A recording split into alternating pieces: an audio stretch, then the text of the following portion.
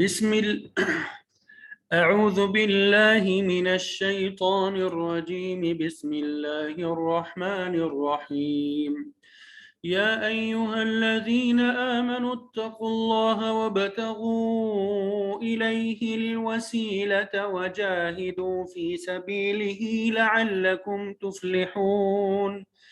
إن الذين كفروا لو أن لهم ما في الأرض جميعا ومثله معه ليفتدوا به من عذاب يوم القيامة ما تقبل منهم ولهم عذاب أليم. يريدون أن يخرجوا من النار وما هم بخارجين منها ولهم عذاب مقيم. والسارق والسارقة فاقطعوا أيديهما جزاء بما كسبا نكالا من الله والله عزيز حكيم. فمن تاب من بعد ظلمه وأصلح فإن الله يتوب عليه إن الله غفور رحيم. ألم تعلم أن الله له ملك السماوات والأرض يعذب من يشاء ويغفر لمن يشاء والله على كل شيء قدير. صدق الله العظيم.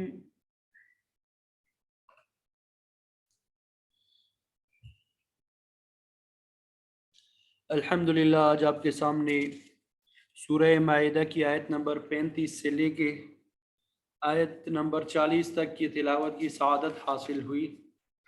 ابھی پہلے اس کا ترجمہ پڑھیں گے اور پھر اس کے بعد اس سے پہلے جو دو آیات ہے آیت نمبر 33 اور 34 اس کا ترجمہ ہم نے کل پڑھ لیا تھا، آج اس کی تفسیر پڑھیں گے۔ اللہ تعالیٰ سے دعا ہے کہ اللہ تعالیٰ ہم سب کے لیے آسان بنائے اور اپنی بارگاہ میں اسے قبول فرمائے۔ یا ایہا الذین آمنو، یہ جملہ تو بار بار آتا ہے، آپ سب کو اس کا مفہوم اور ترجمہ آتا ہے کہ اے ایمان والو، اتقوا اللہ، یہ ترجمہ بھی بار بار آتا ہے، ابھی تو آپ کو آنا چاہیے، اللہ سے ڈرو۔ وابتغوا الیہ، وابتغوا، اور ابتغوا کا معنی ہوتا ہے تلاش کرنا، اور تلاش کرو، وابتغوا اور تلاش کرو، الیہ ان سے، الیہ اس تک پہنچنے کے لیے، وسیلہ، الوسیلہ وسیلہ، وجاہدوا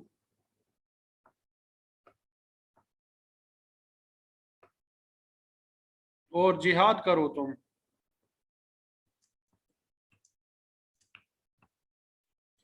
فی سبیلہ اس کے راستے میں، لعلکم تفلحون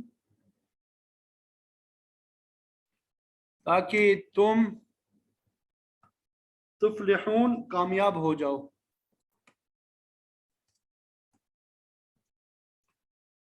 ان الذین، بے شک وہ لوگ جنہوں نے کفر کیا، لو ان لہم، لو اگر ہو ان کے لیے، ان لہم ہو ان کے لیے،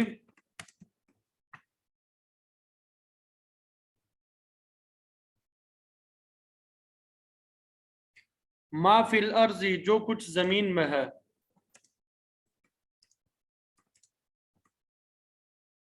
جمیع سارا، ومثلہ اور اس کے مثل، معہو اس کے ساتھ، لیفتدو بھی تاکہ فدیہ دیں وہ بھی اس کے ذریعے، من کا معنی ہے سے عذابی، عذاب یوم القیامہ قیامت کے دن، قیامت کے دن کے عذاب کا فدیہ دے دے، ما تقبل نہیں قبول کیا جائے گا، منہم ان کی طرف سے، وَلَهُمْ عَذَابٌ علیم اور ان کے لیے دردناک عذاب ہے۔ یا ایھا الذین آمنوا اتقوا اللہ کہ اے ایمان والو اللہ سے ڈرو اور اس تک پہنچنے کے لیے وسیلہ تلاش کرو اور اس کے راستے میں جہاد کرو تاکہ تم فلاح حاصل ہو، تمہیں کامیابی حاصل ہو جائے۔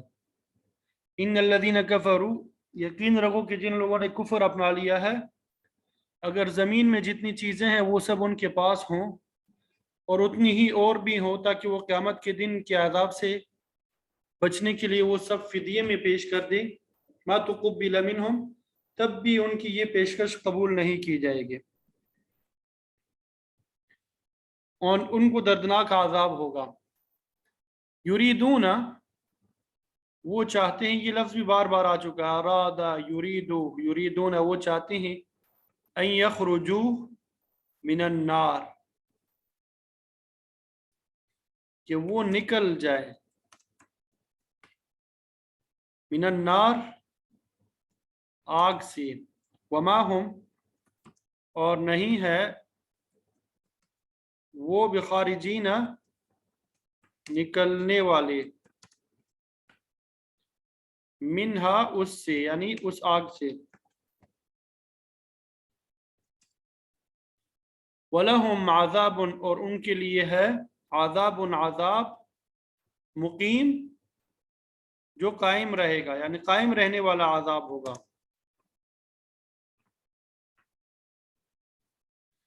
یریدون ان یخرجوا وہ چاہیں گے کہ آگ سے نکل جائے حالانکہ وہ اس سے نکلنے والے نہیں ہے، اور ان کو ایسا عذاب ہوگا جو قائم رہے گا۔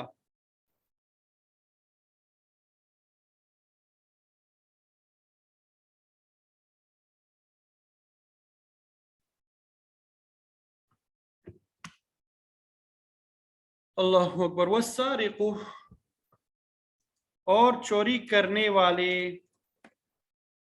والسارقۃ چوری کرنے والی، یہ جب لفظ کے آخر میں گول تا آ جائے تو مؤنث بن جاتا ہے، اور چوری کرنے والی،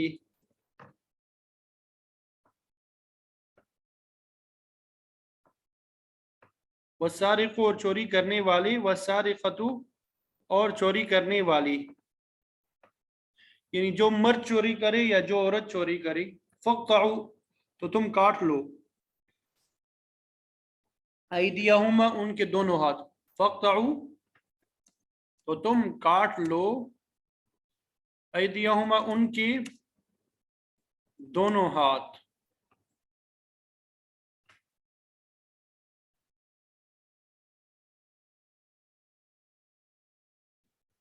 ان دونوں کے ہاتھ کاٹ لو، ان دونوں کے ہاتھ کیا کر لو تم کاٹ لو، جزاءً یہ بدلہ ہے،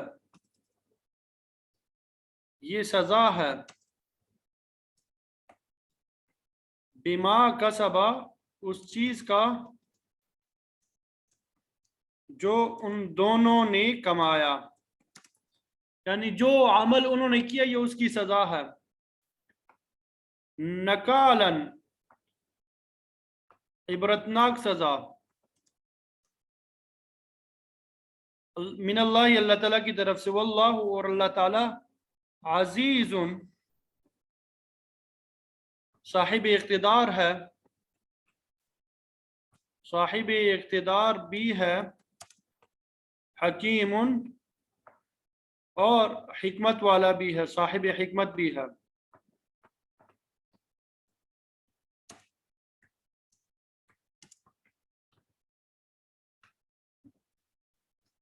کہ جو مرد چوری کرے یا جو عورت چوری کرے دونوں کے ہاتھ کاٹ دو تاکہ ان کو اپنے کیے کا بدلہ مل جائے اور اللہ تعالیٰ کی طرف سے عبرتناک سزا ہو۔ اللہ تعالیٰ صاحب اقتدار بھی ہے اور صاحب حکمت بھی ہے۔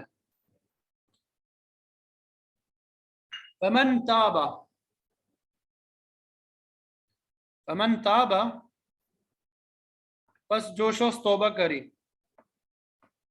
فمن تاب پس جو شخص توبہ کرے، من بعد ظلمہ ظلم کرنے کے بعد، ظلم کرنے کے بعد جو شخص توبہ کرے وہ اصلح اور درست کر لے، اپنے اعمال کو کیا کر لے؟ درست کر لے۔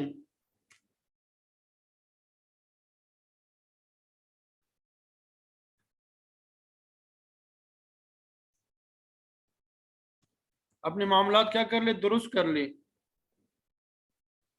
بس بے شک اللہ تعالیٰ یتوب علیہ اس کی توبہ قبول فرماتے ہیں۔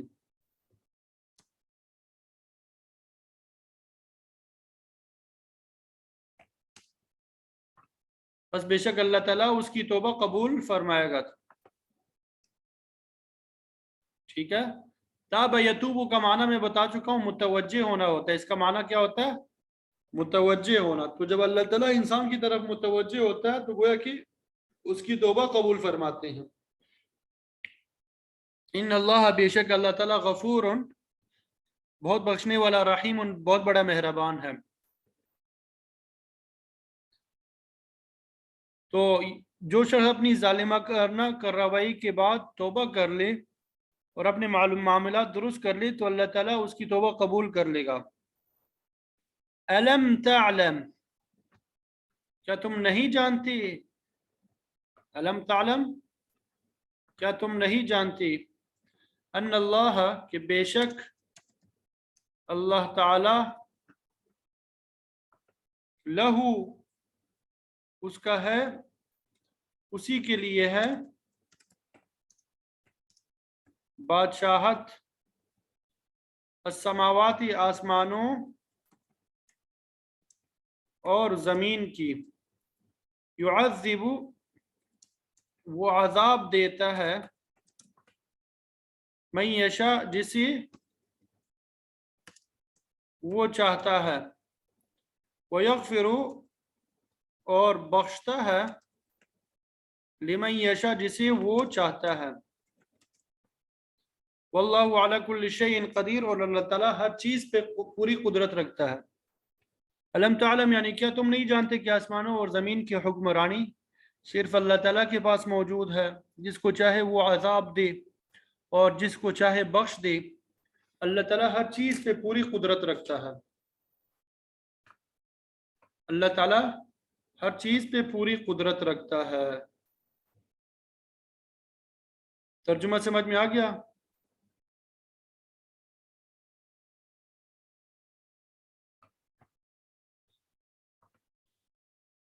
اللہ اکبر کبیرہ والحمد للہ۔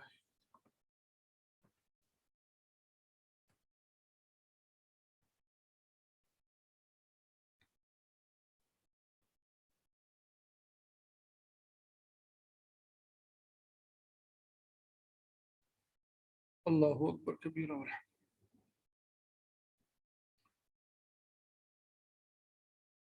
تو کل ہم نے آیت نمبر 33 اور 34 کا ترجمہ پڑھ لیا تھا۔ اب پہلے ان دو آیات کی تفسیر ہم دیکھیں گے اور پھر اس کے بعد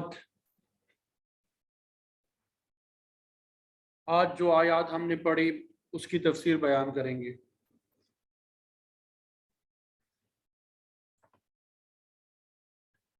تو کل جو آخر میں ہم نے دو آیات پڑھی تھی اس میں اللہ تعالیٰ نے فساد کی ایک اور قسم کا ذکر کر کے مفسد کو دی جانے والی سزا کو بیان فرمایا۔ تو لفظ فساد اپنے اندر بہت وسیع معانی رکھتا ہے۔ वैसे तो कुफर, शिरक और कत्ल नाहक फसाद ही की अकसाम है। किसी के मालो जान को नुकसान पहुंचाना, किसी की इज्जत और आबरू से खेलना, ये फसाद ही के हिस्से हैं। लेकिन इस आयत में फसाद की एक ख़ास किस्म, जिसे खराबा या डकैती कहते हैं, उसकी सदा को बयान किया। और फिर उससे अगली आयत में जिहाद फी सबीलिल्लाह और तकवा का बयान है। और फिर उसके बाद फसाद ही की एक किस्म, चोरी और उसकी सदा का जिक्र है। तो चोरी और डाके में फ़र्क है।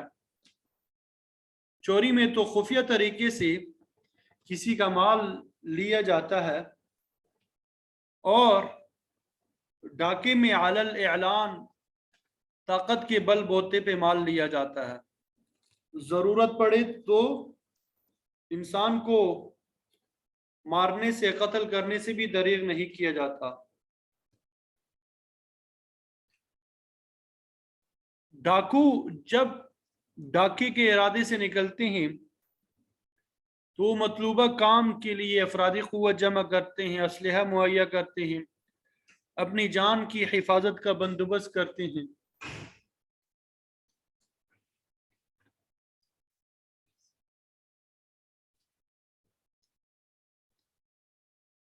और फिर इस जुल्म मुताद्दी का आगाज़ करते हैं।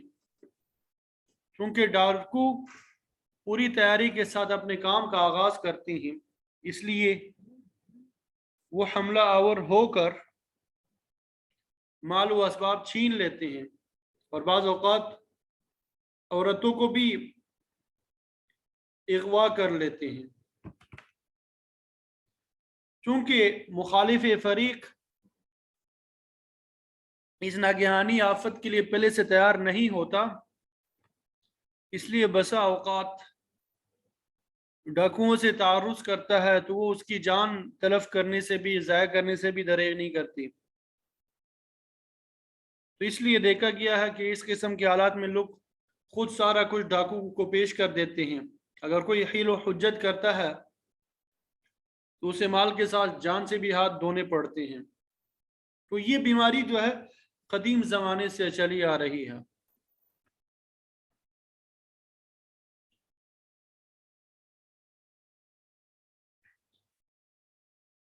तो अल्लाह ताला ने साफ फरमा दिया, वल्लाहु ला युहिब्बुल फसाद, कि वो फितने और फसाद को बिल्कुल पसंद नहीं करता। लेकिन दुनिया का शायद ही कोई खित्ता डाके जैसे कभी जुर्म से महफूज हो। कुरान मजीद में हुदूद का जिक्र तो बहुत मुख्तसर है, लेकिन ताज़ीरात का बहुत वसी बयान मौजूद है। हुदूद में तो चोरी, शराब नोशी, क़ज़फ़ यानी तोहमत बांधना, किसी के ऊपर ज़िना वगैरह की तोहमत लगाना, ज़िना, इर्तिदाद, बगावत और डाका शामिल है। तो जुर्म की नौइयत को देखते हुए इस्लाम ने 3 किस्म की सज़ाएँ मुकर्रर फरमाई है। हुदूद मुकर्ररा ताज़ीरात हैं और इनमें एक कमी बेशी नहीं की जा सकती। दूसरी किस्म क़िसास, ये सज़ा कत्ल नाहक के जुर्म में दी जाती है। और तीसरी किस्म ताज़ीरात है, जिनका बाब बहुत वसी है। तो इस्लामी निज़ाम में, इस सिस्टम में ताज़ीरात को बहुत अहमियत हासिल है। लेकिन मुख्तलिफ जराइम की सज़ा तजवीज़ करना, ये मुसलमान हाकिम की सवाबदीद पर है। वो जुर्म की नौइयत के एतबार से जो सज़ा मुनासिब समझे आयद कर दे। हम उसूली बात यह है कि जुल्म किसी सूरत में भी काबिल बर्दाश्त नहीं है। इन्नमा जज़ाउल्लज़ीना युहारिबून अल्लाह व रसूलह, के बेशक सज़ा उन लोगों की जो अल्लाह और उसके रसूल के साथ जंग करते हैं। व यसअऊन फिल अर्ज़ि फ़सादा, और वो ज़मीन में फ़साद मचाते हैं। अल्लाह ताला ने यहाँ पे 2 जराइम का जिक्र किया और फिर उनकी सज़ा बयान की कि अल्लाह और उसके रसूल के साथ जंग करना और ज़मीन में फ़साद मचाना। امام ابو بکر جساس رحمۃ اللہ علیہ بڑے مفسر گزرے ہیں، احکام القرآن للجساس ان کی تفسیر ہے 3 جلدوں میں۔ وہ فرماتے ہیں کہ اللہ اور اس کے رسول کے ساتھ لڑائی کو حقیقی معنی پہ نہیں لیں گے کہ حقیقی معنی میں وہ اللہ اور اس کے رسول کے ساتھ لڑائی کریں گے۔ رسول کے ساتھ لڑائی تو پھر بھی کسی حد تک قابل فہم ہے، سمجھ میں آتی ہے، لیکن اللہ تعالیٰ کی ذات کے ساتھ جنگ کا کیا مطلب ہو سکتا ہے؟ وہ تو قادر مطلق ہے، جب چاہے کسی کو ختم کر دے، اس کے ساتھ مقابلے کی کون جرت کر سکتا ہے؟ اسی لیے مفسرین فرماتے ہیں کہ یہاں پر اللہ کے ساتھ لڑائی کو حقیقی معنی کی بجائے مجازی معنی کی طرف پھیرا جائے گا۔ مطلب یہ کہ اللہ تعالیٰ کے نزدیک معمون لوگوں کے ساتھ لڑائی کرنا خود اللہ تعالیٰ کے ساتھ جنگ کرنے کے مترادف ہے۔ مسلمان کی جان اور مال محفوظ ہے، اسی طرح مسلمان ملک میں اللہ تعالیٰ کے قانون کی بالادستی کو تسلیم کرنے والے غیر مسلم ذمہ بھی ہے، وہ مامون ہے، محفوظ ہے، ان کے مال، ان کے جان، عزت اور آبرو کی حفاظت اسلامی حکومت پہ عائد ہوتی ہے۔ تو اگر کوئی فرد یا کوئی گروہ معمول لوگوں کے ساتھ تعارض کرتا ہے، ان کا مال چھینتا ہے، جان کے ساتھ کھیلتا ہے، ان کی عزت اور آبرو کو خراب کرتا ہے، تو گویا وہ اللہ کے قائم کیے ہوئے امن کو تباہ کرتا ہے، اور اس طرح خود اللہ تعالیٰ کے مقابلے میں جنگ کے لیے کھڑا ہوتا ہے۔ اور اللہ سے جنگ کی مثال دوسرے مقام پر بھی ملتی ہے، فرمایا کہ اگر سود خوری سے باز نہیں آؤ گے، سود کھانے سے باز نہیں آؤ گے، فَأْذَنُوا بِحَرْبٍ مِّنَ اللَّهِ وَرَسُولِهِ، تو اللہ اور اس کے رسول سے جنگ کے لیے تیار ہو جاؤ۔ تو یہاں بھی اللہ اور رسول کے ساتھ جنگ کو انہی معنی میں لیا گیا، حقیقی معنی میں نہیں لیا گیا، مجازی معنی میں لیا گیا ہے۔ کس معنی میں لیا گیا ہے؟ مجازی معنی میں۔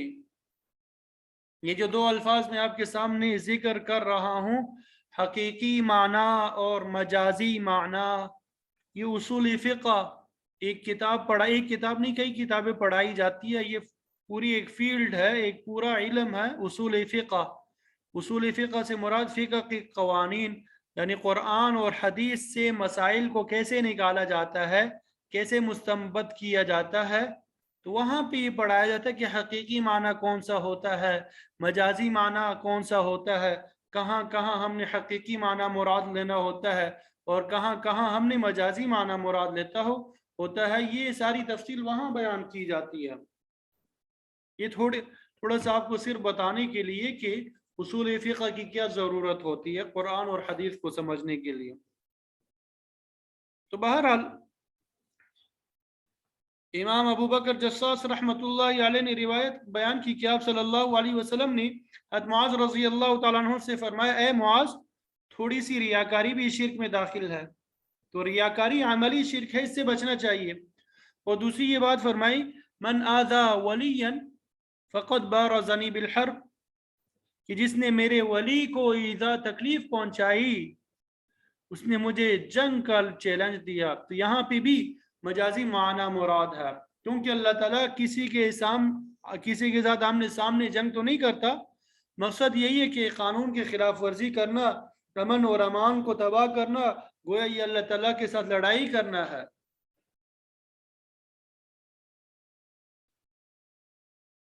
تو اگر کسی شخص نے کچھ قوانین نافذ کیے ہوں تو ان قوانین کی خلاف ورزی کرنا در حقیقت اس آدمی کے ساتھ دشمنی کے برابر ہے۔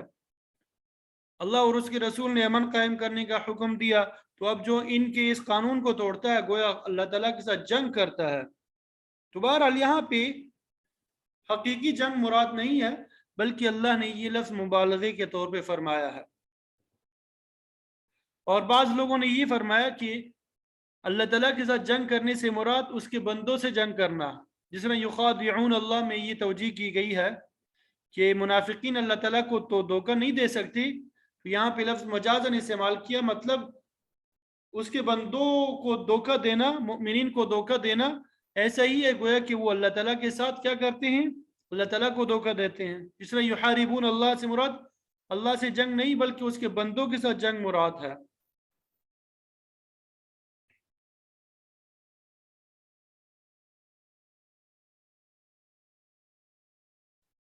تو اللہ تعالیٰ کے قانون کی خلاف ورزی کرنا، گناہ کا ارتکاب، یہ زمین میں فساد ہی تو ہے۔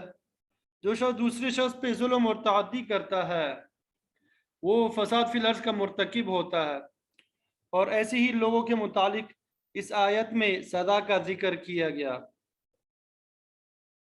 تو ملک میں امن اور امان قائم کرنے کی ذمہ داری اسلامی حکومت اور جماعت المسلمین پہ عائد ہوتی ہے۔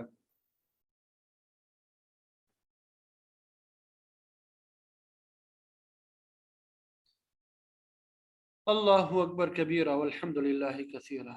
تو ظاہر ہے کہ حکومت جماعت ہی کی فرع ہے، تو یہ جماعت اور حکومت دونوں کا فرض ہے کہ وہ خود بھی قانون کی پابندی کرے، امن اور امان کے مسئلے سے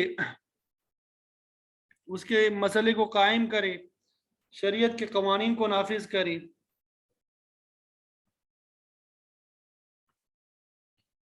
تو بہرحال اللہ تعالیٰ نے اس آیت میں جرم ڈاکہ کی مختلف نوعیتوں اور ان کی سزا کا ذکر کیا۔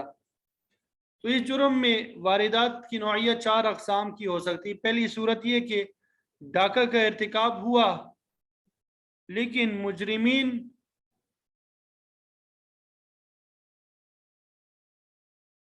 مال حاصل نہ کر سکے بلکہ انہوں نے صرف قتل کیا، تو فرمایا ایسی مجرمین کی سزا یہ کہ یقتلوا، ان کو بھی سزا کے طور پہ قتل کیا جائے۔ دوسری صورت یہ کہ ڈاکو جو ہے مال بھی لے گئے اور ساتھ میں قتل بھی کر گئے، تو ان کے بارے میں فرمایا او یصلبوا، ان کو سولی پہ لٹکا دیا جائے، چونکہ اس میں 2 جرم انہوں نے کیے، تو اس لیے سزائیں بھی 2 تجویز کی گئی کہ پہلے مجرم کو زندہ سولی پہ لٹکایا جائے، پھر نیزے مار مار کے اس کو ہلاک کر دیا جائے۔ تو یہ حاکم کی ثوابدید پہ منحصر ہے کہ مجرم کو کھلے عام سولی پہ لٹکا لے اور پھر عبرت کے لیے 2 یا 3 دن جس قدر مناسب سمجھے لٹکتا رہنے دے۔ ڈاکے کی واردات کی تیسری قسم یہ ہو سکتی ہے کہ ڈاکو مال حاصل کرنے میں کامیاب ہو گئے لیکن کسی کا جان جو ہے وہ ضائع نہیں ہوا، تو اس صورت میں فرمایا او تقطع ایدیہم وارجلہم من خلاف، کہ ڈاکو کا ایک ہاتھ اور ایک پاؤں مخالف سمت میں کاٹ لیا جائے۔ من خلاف ان کا مطلب یہ کہ اگر ہاتھ دایاں کاٹا ہے تو پاؤں بایاں کٹے گا، اور اگر ہاتھ بایاں کاٹا ہے تو پاؤں دایاں ہوگا۔ اب چوتھی صورت یہ رہ گئی کہ ڈاکہ تو ڈالا گیا ہے مگر ڈاکو اپنے مقصد میں کامیاب نہیں ہو سکے، نہ تو کوئی مال و متاع حاصل کر سکے اور نہ کسی جان کو نقصان پہنچا سکے۔ مثال کے طور پہ فریق ثانی کو بروقت اطلاع مل گئی ہے، وہ چوکس ہو گئے یا آگے سے مقابلہ ہو گیا اور ڈاکو ناکام واپس لوٹ گئے، تو ایسی صورت میں مجرمین کی تعزیر کے متعلق فرمایا او ينفوا من الارض، کہ جرم کے مرتکبین کو زمین سے ہٹا دیا جائے۔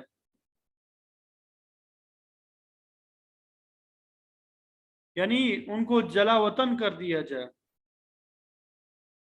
اب امام شافعی صاحب کے نزدیک زمین سے ہٹا دینے کا مطلب یہ ہے کہ مجرم کو ملک بدر کر دیا جائے، تو یہ بھی اچھی خاصی سزا ہے کہ کسی کو گھر بار اور وطن سے دور کر دیا جائے۔ لیکن امام صاحب فرماتے ہیں، امام اعظم ابو حنیفہ، اگر ایسے شخص کو ملک بدر کیا گیا تو جہاں جائے گا ہو سکتا ہے وہاں بھی اس جرم کا ارتکاب کرے۔ تو آپ کی رائے میں ینفع من الارض کا مطلب یہ ہے کہ اسے قید میں ڈال دیا جائے۔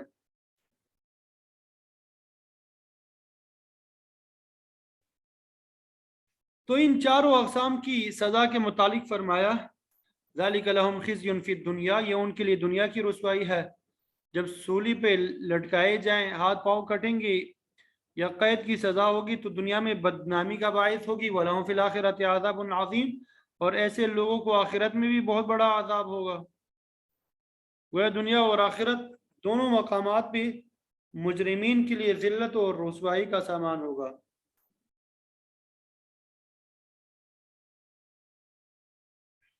تو اس آیت سے امام اعظم ابو حنیفہ رحمۃ اللہ علیہ استدلال کرتے ہیں، دلیل پکڑتے ہیں کہ کسی جرم میں حد کو قائم کرنا یہ اس جرم کا کفارہ نہیں بنتا، بلکہ یہ زجر یعنی تنبیہ ہوتی ہے۔ لیکن بعض روایات میں یہ بھی آتا ہے کہ جب کسی شخص پہ حد جاری ہو گئی تو وہ اس کے لیے کفارہ بن گئی، تو امام صاحب فرماتے ہیں کہ یہ سزا آخرت کے لیے کفارہ بن جاتی ہے۔ تو پھر اس آیت میں دنیا کی رسوائی اور آخرت کے عذاب کا علیحدہ علیحدہ ذکر نہ کیا جاتا، تو معلوم ہوا کہ حد یا تعزیر دینے کا نظام یہ نظام کو درست رکھنے کے لیے ضروری ہے، اور توبہ جو ہے آخرت کے عذاب سے بچنے کے لیے ہے۔ تو عام طور پہ جب کوئی مسلمان کسی جرم میں سزا پاتا ہے تو وہ توبہ کر لیتا ہے، تو وہ آخرت کے عذاب عظیم سے بچ جاتا ہے۔ لیکن اگر کوئی آدمی جرم کو جائز سمجھتا ہے تو ایسے شخص کے لیے حد یا تعزیر دنیا کی رسوائی اور آخرت میں بڑا عذاب ہے۔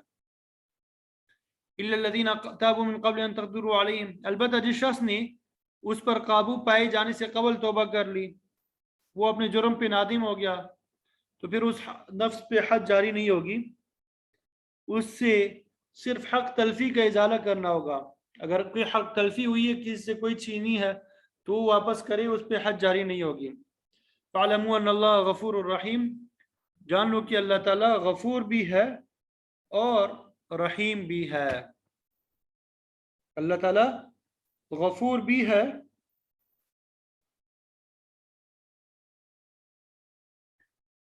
اور اللہ تعالیٰ رحیم بھی ہے۔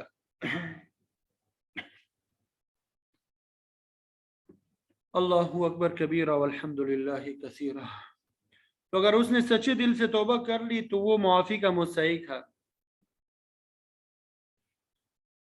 تو یہ معافی کا قانون صرف چوری کے جرم سے متعلق ہے،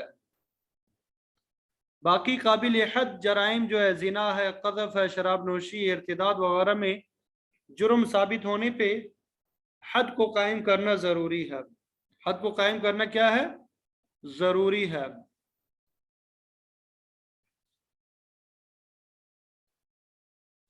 پھر آگے فرمایا آج کے سبق میں جو ہم نے پڑھا، یا ایھا الذین آمنوا اتقوا اللہ، کہ اے ایمان والو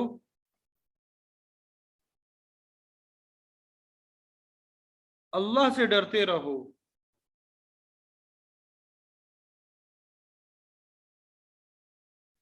تقوی یا خوف خدا کی اولین علامت یہی ہے کہ انسان بدعقیدگی سے بچ جائے، شرک اور کفر کے قریب نہ آئے، اور دوسرے نمبر پہ معاصی ہے کہ انہیں چھوڑ دیا جائے۔ کافر، مشرک اور منافق متقی نہیں ہو سکتا۔ شاہ ولی اللہ محدث دہلوی رحمۃ اللہ علیہ فرماتے ہیں کہ تقوی کا مفہوم ہوتا ہے حفاظت حدود، یعنی شریعت کے قائم کیے ہوئے حدود کی حفاظت کرنا۔ عبداللہ ابن عباس رضی اللہ تعالیٰ عنہما کا قول ہے کہ متقی وہ لوگ ہیں جو کفر، شرک، نفاق اور معاصی سے بچتے ہیں، نیکی پہ عمل کرتے ہیں۔ عدل اور انصاف ان کا خاصہ اور لازمہ ہوتا ہے۔ اور خوف خدا سے مراد ایسا ڈر نہیں ہوتا جیسا کہ سانپ یا بچھو سے آتا ہے، بلکہ اس خوف سے مراد یہ ہے کہ انسان کہیں اللہ تعالیٰ کی رحمت اور اس کی خوشنودی سے دور نہ جا پڑے۔ انسان کے دل میں یہ خوف ہمیشہ موجود رہنا چاہیے کہ کوئی کام اللہ کی مرضی کے خلاف نہ ہو جائے۔ تو فرمایا اے ایمان والو اللہ سے ڈرو، وابتغوا الیہ الوسیلہ، اور اللہ کی طرف وسیلہ تلاش کرو۔ لفظ وسیلہ متعدد معانی میں استعمال ہوتا ہے۔ وسیلہ کا معنی قرب بھی ہوتا ہے، اس کا ایک معنی مرتبہ بھی ہوتا ہے، حاجت بھی ہوتا ہے۔ لیکن مفسر قرآن حضرت عبداللہ ابن عباس رضی اللہ تعالی عنہما اور دیگر مفسرین فرماتے ہیں کہ یہاں وسیلہ تلاش کرنے کے معنی میں ہے تقربوا الیہ بطاعتہ والعمل بما یرضیہ، کہ اللہ تعالیٰ کا قرب حاصل کرو اس کی اطاعت کے ساتھ اور اس چیز کے ساتھ جو اللہ کو راضی کرتی ہے۔ لفظ وسیلہ سین اور صاد دونوں کے ساتھ آتا ہے اور اس کا معنی قرب اور اتصال ہوتا ہے۔ اس کا معنی قرب اور وصال ہوتا ہے۔ اللہ اکبر کبیرہ۔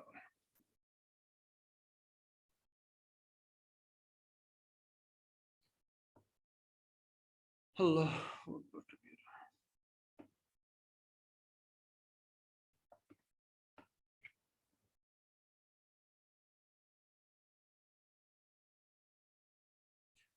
تو عربی میں وسیلہ قرب کے معنی میں بھی استعمال ہوتا ہے، اور وسیلہ جنت میں ایک اعلیٰ مقام کا بھی نام ہے۔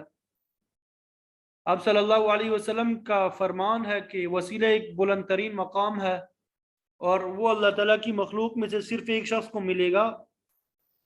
میں امید کرتا ہوں کہ وہ میں ہی ہوں گا۔ تو اذان کے بعد مجھ پہ درود پڑھا کرو اور میرے لیے وسیلے کی دعا کیا کرو۔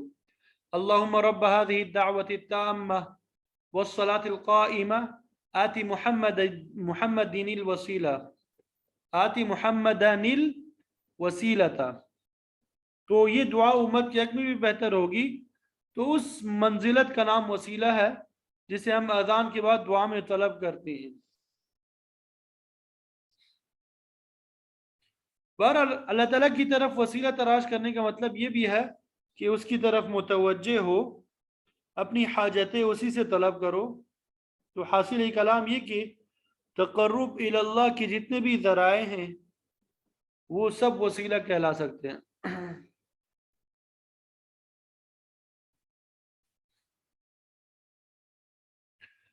تو تقرب الی اللہ کے ذرائع میں ہر ایسی چیز داخل ہے جس میں اللہ تعالیٰ کی محبت، اس کی خوشنودی مد نظر ہو۔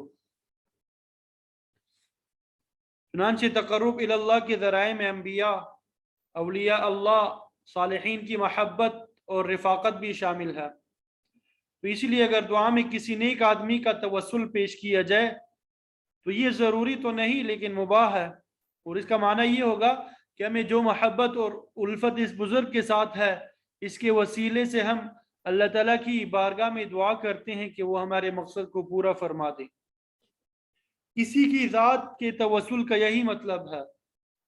اس کا یہ مطلب نہیں ہوتا وسیلے اور توسل کا کہ ہم اس بزرگ کو حاضر اور ناظر جانتے ہیں، اور یہ کہ وہ ہماری ہر بات کو جانتا ہے، خدا چاہے راضی ہو یا ناراض ہر صورت میں ہمارا کام کروا دے گا۔ توسل کا یہ مطلب تو مشرکین کا عقیدہ ہے، یہ تو جبری شفاعت والا مسئلہ بن گیا۔ حالانکہ اللہ تعالیٰ کا فیصلہ تو یہ ہے، من ذا الذی یشفع عنده الا باذنہ، کہ کون ہے جو شفاعت کرے گا اللہ تعالیٰ کے نزدیک سوائے اللہ کی اجازت کے ساتھ۔ ولا تنفعها شفاعہ، یہ نہ تو اللہ کی اجازت کے بغیر کسی کی شفاعت کی اجازت ہے، اور نہ ہی ایسی کوئی سفارش جو ہے فائدہ دے گی۔ باطل پرست وہ تو یہ عقیدہ رکھتے کہ ہم جو چاہے کرتے رہے، ہمارے بزرگ ہمیں چھڑا لیں گے۔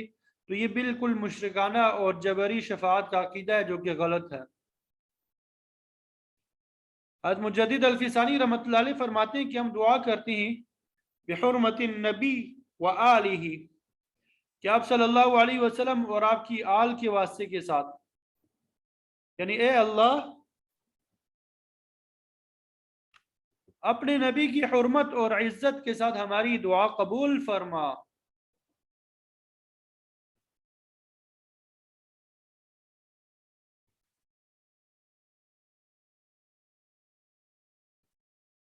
اللہ اکبر کبیرہ۔ تو جو ہم وسیلے کو جائز قرار دیتے ہیں، یا علماء وسیلے کو جائز قرار دیتے ہیں، وہ اسی معنی میں کہ اصل مانگنا تو اللہ تعالیٰ سے ہی ہے، لیکن درمیان میں کسی بزرگ کا واسطہ وہ کرنا ہے کہ اس بزرگ کی بزرگی کی وجہ سے ہمیں عطا فرما دے۔ مانگنا اللہ تعالیٰ سے ہی ہے۔ اور اعمال کا جو توسل ہے سب کے نزدیک جائز ہے۔ اعمال کا توسل جو ہے، اعمال کا وسیلہ جو ہے، یہ سب کے نزدیک جائز ہے۔ بخاری شریف میں 3 آدمیوں کا ذکر آتا ہے جو پہاڑ کی غار میں پھنس جاتے ہیں۔ انہوں نے اپنے نیک اعمال کے توسل سے دعا مانگی تو اللہ تعالیٰ نے ان کو مصیبت سے نجات دے دی۔ فرمایا اے ایمان والو، اللہ سے ڈرو اور اس کی طرف وسیلہ تلاش کرو۔ وجاہدوا فی سبیلہ لعلکم تفلحون، اور جہاد کرو اس کے راستے میں تاکہ تم فلاح پا جاؤ۔ جہاد میں ہر قسم کا جہاد، مالی، جانی، قلمی اور زبانی شامل ہے۔ جس طرح کفر کو مٹھانے اور ظلم کو ختم کرنے کے لیے جانی اور مالی جہاد کیا جاتا ہے، اسی طرح قلمی جہاد بھی بڑی اہمیت کا حامل ہے۔ جن لوگوں نے قرآن مجید کے ترجمے کیے ہیں، تفسیریں لکھی ہیں، حدیث کی کتابیں مرتب کی ہے، انہوں نے اپنے قلم سے جہاد کیا۔ قرآن مجید میں جگہ جگہ موجود ہے جاہدوا باموالکم وانفسکم، اپنے مال اور جان کے ذریعے جہاد کرو۔ دین کی اقامت، اس کی تقویت کے لیے جو شخص مال خرچ کرتا ہے تو گویا کہ وہ بلا شبہ جہاد میں حصہ لیتا ہے۔ نظام اسلام کی سربلندی کے لیے روپیہ خرچ کرنا یہ جہاد ہے، لیکن اس کے برخلاف کھیل تماشے پہ خرچ کرنا، فضول عمارات بنانا، عیاشی اور فحاشی پہ خرچ کرنا، یہ شیطان کے راستے پہ خرچ کرنا ہے۔ اگر مسجد یا مدرسے کی تعمیر پہ خرچ کیا جائے گا، کسی کتاب کی اشاعت میں تعاون کیا جائے گا، تو یہی آخرت کا ذخیرہ بن جائے گا۔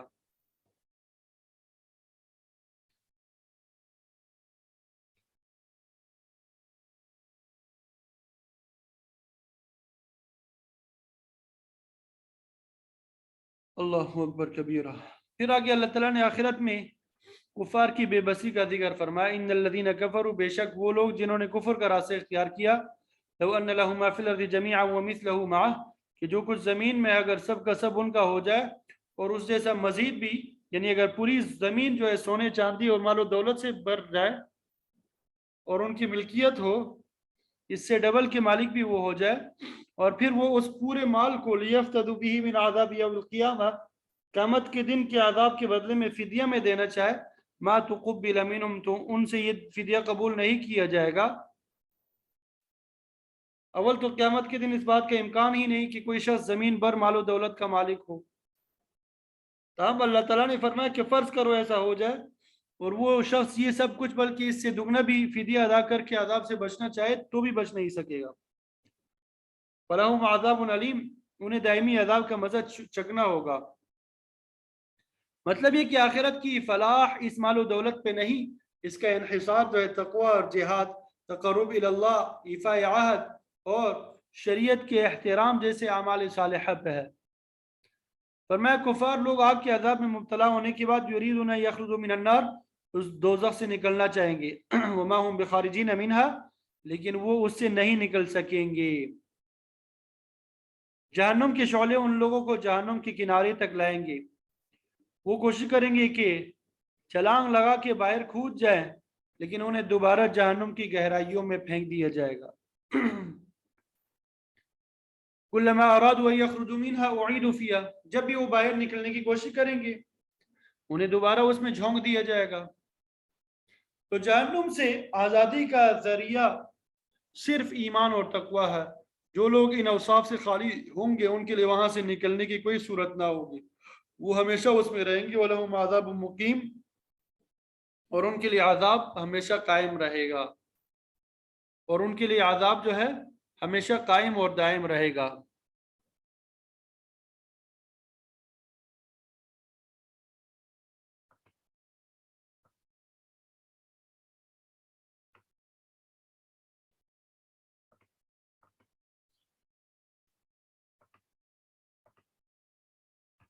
پھر آگے والسارق والسارقہ،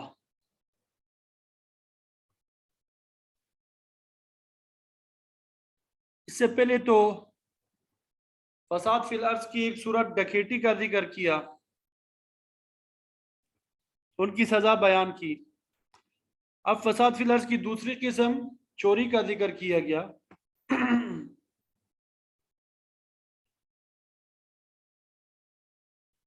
تو چوری کرنے والا چاہے مرد ہو یا عورت، ان کے ہاتھ جو ہے وہ کاٹ دیے جائے۔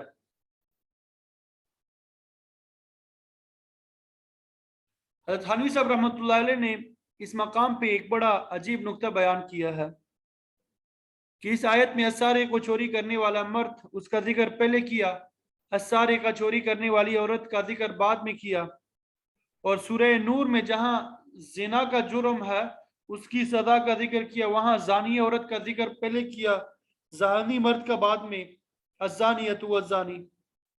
تو اس تقدم اور تاخر کی حکمت کے متعلق ایک مرتبہ انہوں نے اپنے استاد مولانا یعقوب نانوتوی صاحب سے پوچھا، آپ مولانا قاسم نانوتوی صاحب رحمۃ اللہ علیہ کے شاگردوں میں سے ہے،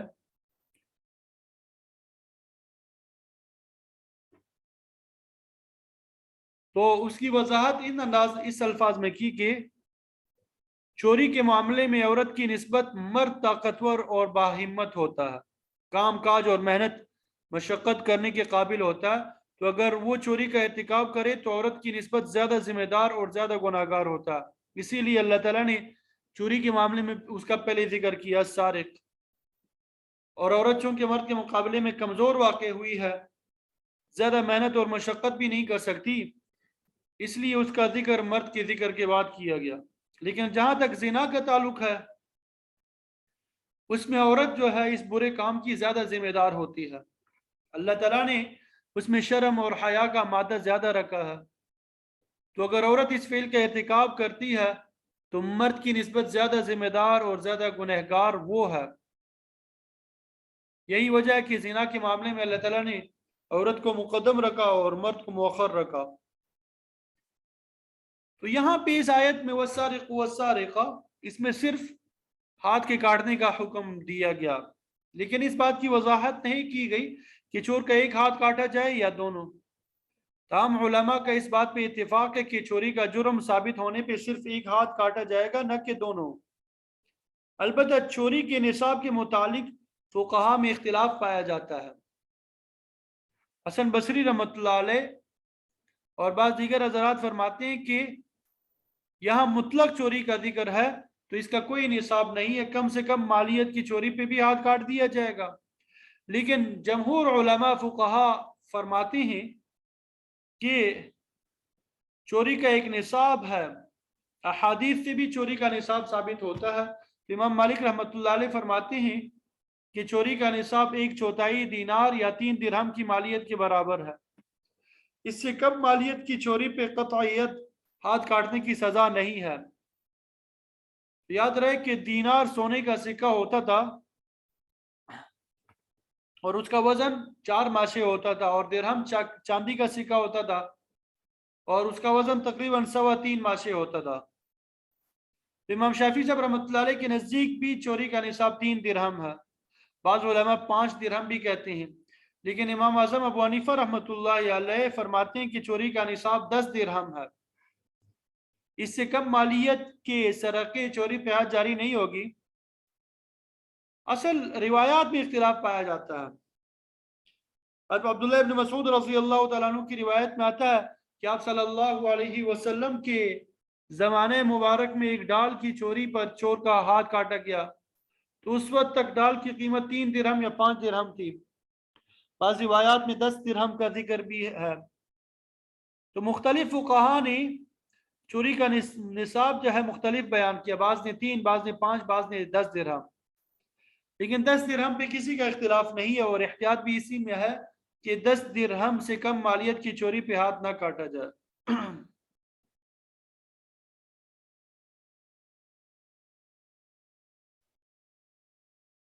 اور چوری کی حد جاری کرنے کے لیے بعض دیگر چیزوں کا لحاظ رکھنا بھی ضروری ہوتا ہے، مطلب یہ کہ چوری محفوظ جگہ سے کی گئی ہو، اور محفوظ جگہ سے مراد کہ جس مکان سے چوری کا ارتکاب ہوا اس میں تالا لگا ہو، جس صندوق سے کوئی چیز نکالی گئی ہے اس پہ تالا لگا ہو، مال کی حفاظت کے لیے چوکیدار ہو، اس کے باوجود چوری کا ارتکاب ہو گیا تو ایسی چوری جو ہے قابل حد ہوگی۔ لیکن اگر ایسا مال چوری کیا گیا جس کی حفاظت کا کوئی بندوبست نہیں کیا گیا تو اس پہ حد جاری نہیں ہوگی۔ شراکت کے مال میں سے اگر کوئی حصے دار چوری کرے تو اس پہ بھی حد نہیں لگے گی۔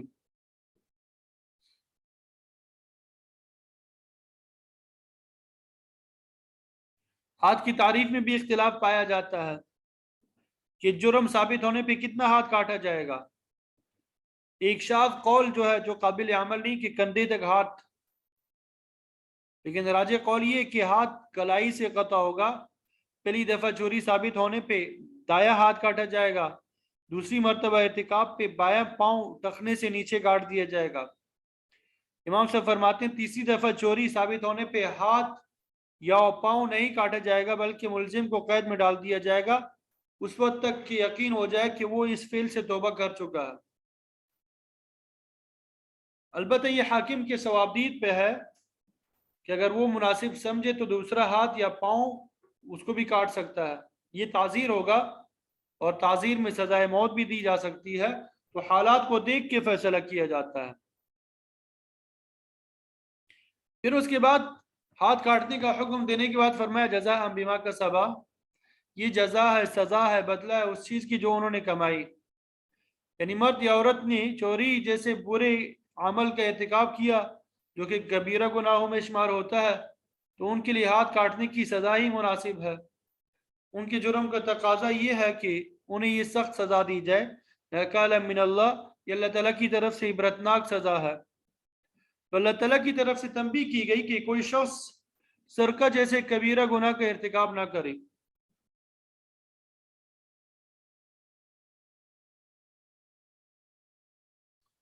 تو حدود کے نفاذ بلکہ ہر عدالتی کارروائی میں سفارش کی سخت ممانعت ہے۔ قبیلہ بنی مخزوم کی ایک عورت فاطمہ کا چوری کا معاملہ آپ کی خدمت میں پیش ہوا، اونچا خاندان تھا، کافی سفارشیں کی گئی۔ حضرت اسامہ بن زید جو آپ کے چہیتے تھے ان کو آپ کی خدمت میں بھیجا گیا۔ جب اسامہ نے سفارش پیش کی تو غصے سے آپ کا چہرہ سرخ ہوا، آپ نے فرمایا اتشفع فی حد من حدود اللہ، کیا تم اللہ کے مقرر کیے ہوئے حدود میں سفارش کرتے ہو؟ تو پھر فرمایا اس ذات کی قسم جس کے قبضے میں میری جان ہے، اگر محمد کی بیٹی فاطمہ بھی چوری کا ارتکاب کرتی تو اس کا ہاتھ بھی کاٹ دیا جاتا۔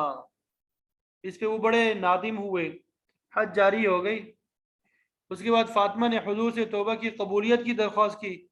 آپ نے فرمایا تب الی اللہ، کہ اللہ تعالیٰ کے سامنے توبہ کرو۔ اس نے پھر توبہ کی تو فرمایا تمہاری توبہ قبول ہو گئی۔ ایک حدیث میں آتا ہے جب کسی کو سزا مل جائے یعنی حد قائم ہو جائے تو اس پہ لعنت نہ کرو، اسے برا بلا مت کہو، بلکہ یوں کہو کہ اللہ تعالیٰ نے تمہاری توبہ قبول کر لی ہے۔ فرمایا یہ حد کا اجرا اللہ تعالیٰ کی طرف سے تنبیہ ہے، واللہ عزیز الحکیم، اللہ تعالیٰ غالب اور صاحب حکمت ہے، اس کا کوئی حکم جو ہے حکمت سے خالی نہیں ہوتا۔ اگرچہ اس نے سزائیں جو ہے سخت مقرر کی ہے لیکن یہ انسانوں کی مصلحت کے لیے ہے، امن اور امان کے قیام کے لیے ہے، انسانی جانوں کے حفاظت کے لیے ہے۔ فمن تاب من بعد ظلمہ، جس نے ظلم یعنی چوری کرنے کے بعد توبہ کر لی، واصلح، اور اپنے آپ کی اصلاح کر لی، یعنی اللہ تعالیٰ سے سابقہ گناہوں کی معافی مانگی اور آئندہ سے باز آ گیا، فإن اللہ یتوب علیہ، تو اللہ تعالیٰ اس کی توبہ قبول فرماتا ہے، کیونکہ ان اللہ غفور الرحیم، اللہ تعالیٰ بخشش کرنے والا مہربان ہے۔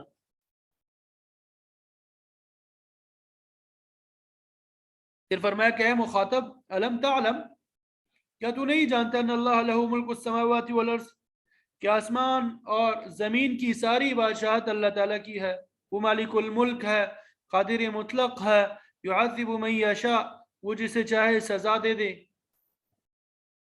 تو چون چرا کرنے کی بالکل گنجائش نہیں ہے۔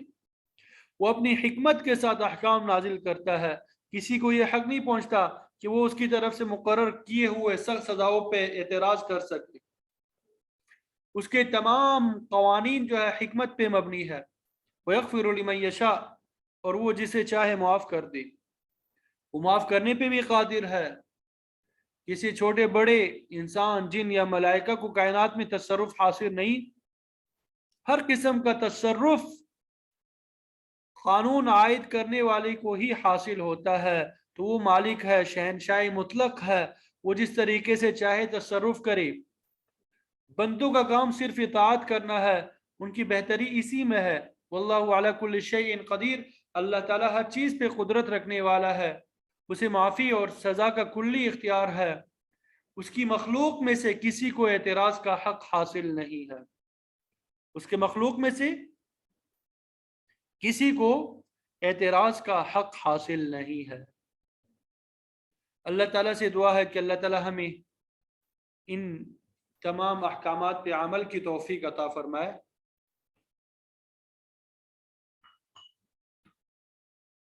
وآخر دعوانا ان الحمد للہ رب العالمین.